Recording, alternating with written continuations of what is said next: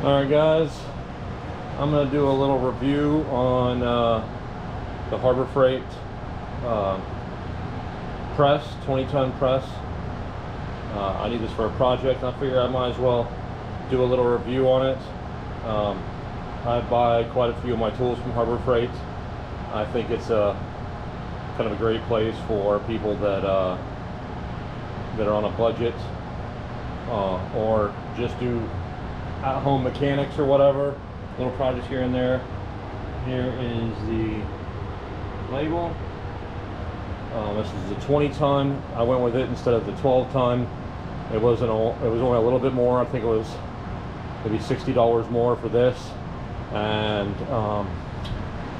I think this will do a lot better. I would hate to get the smaller one and just need a little more power to break up something loose. So alright, let me get you guys set up, and I'm going to start tearing this thing apart and putting it together. When I buy something from Harbor Freight, I try not to destroy the box, even though this one looks like it's already been destroyed a little bit, just for the fact that it might need to go back. Alright, let's see what we got here. Hardware kit. Nuts and bolts.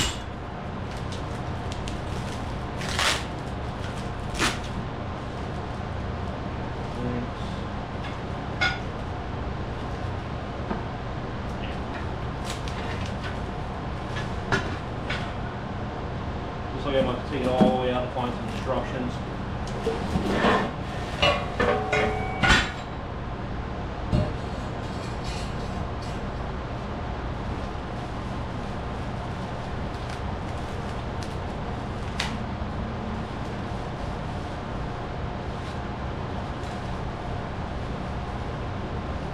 And some springs.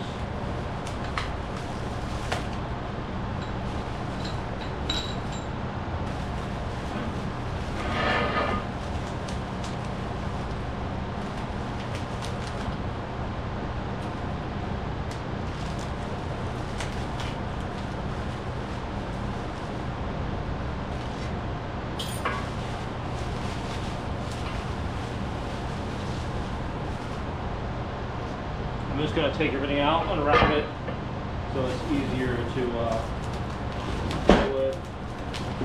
Press. I can already tell you the one upgrade I think I'm going to try to make at some point is making this either some kind of electric pump or pneumatic. But for now, it's going to work.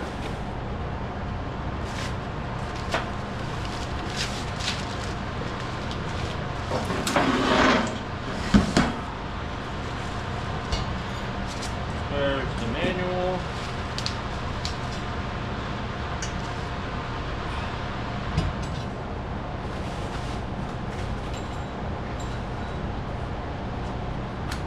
Hardware. These are the press plates. 2 of them. And then the supports. Let me look at the directions real quick. Normally I'll just throw this together, but there's so many pieces to this. I wouldn't mind getting a somewhat idea. Alright, so far looks pretty good. I'm going to move over to where I'm going to set this up because it is heavy and I don't really want to have to move it very much. So I'm going to set you guys up over there and probably put you on some kind of time lapse to make it a little less monotonous.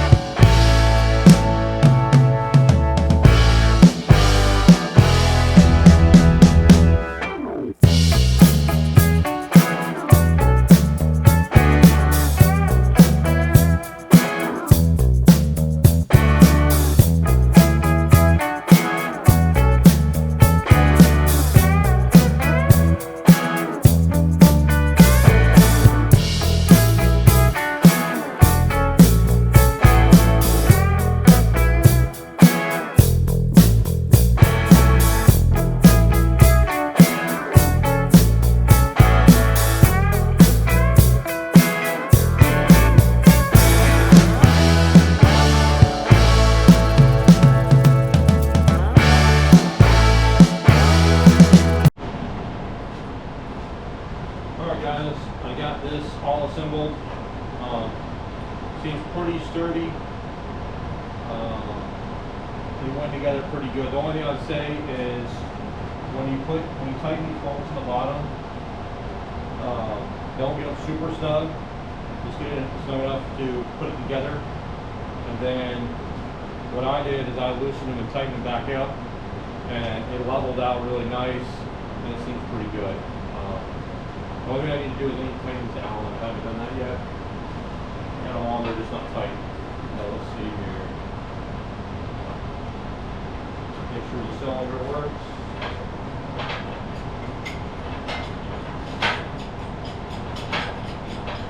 There we go. Seems to be working. I have some stuff. In fact, I'll put it in right now. Alright, I got it set up. I don't know if this is the right way, but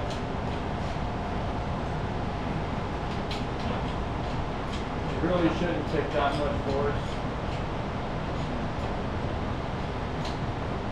There it goes. It's going to ride out. That's awesome.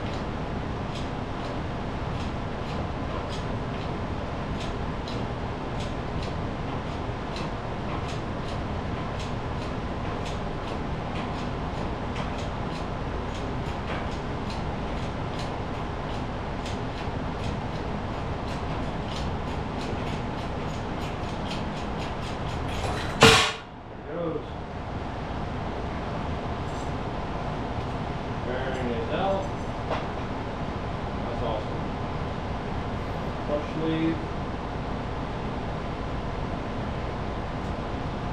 And this bearing, I'm probably going to have to cut it. You don't really want to do, but I might go buy a bearing puller to get this interval off. We'll see. Let me experiment and see what I can do. But so far, I like the press. The biggest complaint I have is taking 900 pumps to get to where you want it. The holes are kind of so far apart that I'm right at the limit where I had to pump it a good ways down to get it to push that out. But I did it with these. I think it's going to work pretty good. But I have a couple of bearings to press out. But I do think I'm going to get a bearing puller. So like I said, so far I'm happy with it. If something comes up in the next week while I'm doing all this and I have some problem with it, I'll let you guys know. But for the cost, 20 tons is a lot of pressure. That didn't take any pressure at all to take that off. That's 40,000 pounds. That's a lot of force. I'll probably get a couple more things for this. I saw something where you can put a